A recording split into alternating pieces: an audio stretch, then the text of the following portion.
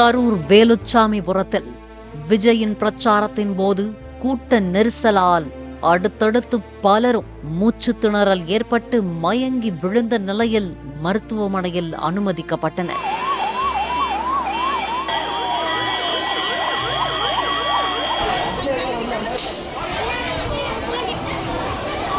கரூர் எங்கும் மரண ஓலம் எதிரொலிக்க தொழில் நகரமான கரூர் பெரும் பதற்றத்தில் ஆழ்ந்தது.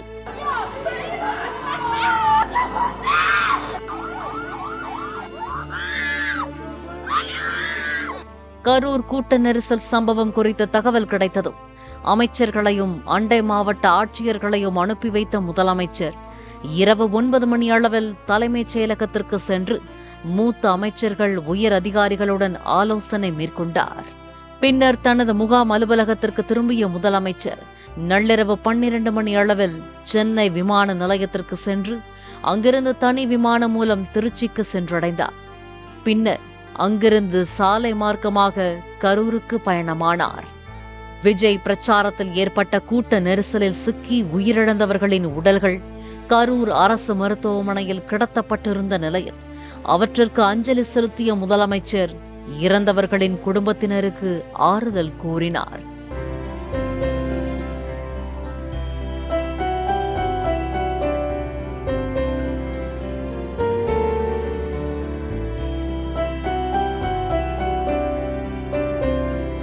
கூட்ட நெரிசலில் சிக்கி மூச்சு திணறல் உள்ளிட்டவற்றால் பாதிக்கப்பட்டு கரூர் அரசு மருத்துவமனையில் அனுமதிக்கப்பட்டுள்ளவர்களை ஒவ்வொருவராக சந்தித்து முதலமைச்சர் மு.க.ஸ்டாலின் ஆறுதல் கூறினார்.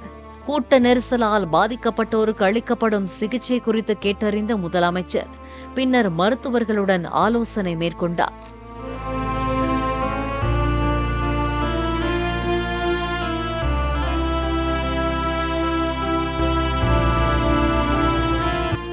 இதனைத் தொடர்ந்து செய்தியாளர்களிடம் பேசிய முதலமைச்சர் மு.க.ஸ்டாலின் மிகுந்த துயரத்தோடு கனத்த இதயத்தோடு கரூர் மண்ணில் நின்று கொண்டிருப்பதாக கூறினார். காலையில் 9:30 மணி அளவில் வருவதற்காக விமானத்தில் டிக்கெட் புக் செய்திருந்த நிலையில் துயர காட்சிகளை காணும் போது மனசு கேட்காமல் நள்ளிரவிலேயே கரூர் வந்ததாக முதலமைச்சர் தெரிவித்தார்.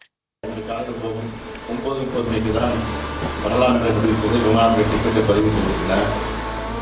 ஆனால் இந்த கொடூரமான காட்சிகள் எல்லாம் தொலைக்காட்சியை பார்த்தபோது எனக்கு மனசு கேட்கல, வீட்டில் இருக்கவே என்னால் முடியல. அதனால தான் முன்கூட்டியே போக வேண்டும் என்று திட்டமிட்டு 1 மணி அளவில் விமானத்தை பிடித்து தேர்ந்தெடுக்கிறேன்.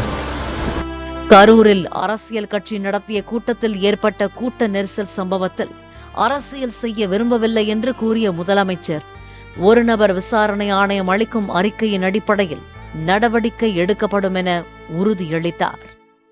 பிளே ஸ்டோர் மற்றும் ஆப் ஸ்டோரில் இருந்து பாலிமர் செயலியை QR கோடு மூலம் பதிவிறக்கம் செய்யுங்கள்.